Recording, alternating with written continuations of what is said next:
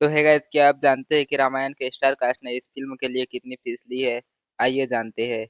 Media reports के मुताबिक भगवान श्री राम का किरदार निभाने वाले रणबीर कपूर ने दोनों पार्ट के लिए लगभग 150 करोड़ चार्ज किए हैं। इसके बाद रावण का रोल करने वाले यश की रिपोर्टेड फीस 100 करोड़ बताई जा रही है। वहीं पर माता सीता के रोल में नजर आने वाली साई पल्लवी की रिपोर्टेड फीस लगभग 12 करोड़ बताई जा रही है। वहीं पर सनी देओल, जो इस मूवी के अंदर हनुमान जी का किरदार निभा रहे हैं, उन्होंने 40 करोड़ इस मूवी के लिए चार्ज किए हैं।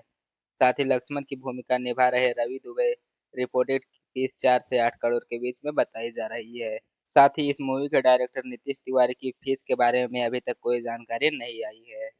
ध्यान रखें, ये सभी आंकड़े मीडिया रिपोर्ट्स पर आधारित है और मेकर्स के आधिकारिक तौर पर फीस का खुलासा नहीं किया है। आपको रामायण मूवी के कौन से एक्टर का लुक सबसे दमदार लगा, हमें कमेंट कर जरूर बताएं। और ऐसी मूवी अपडेट के लिए हमारे चैनल को सब्सक्राइब करें। Thanks for watching.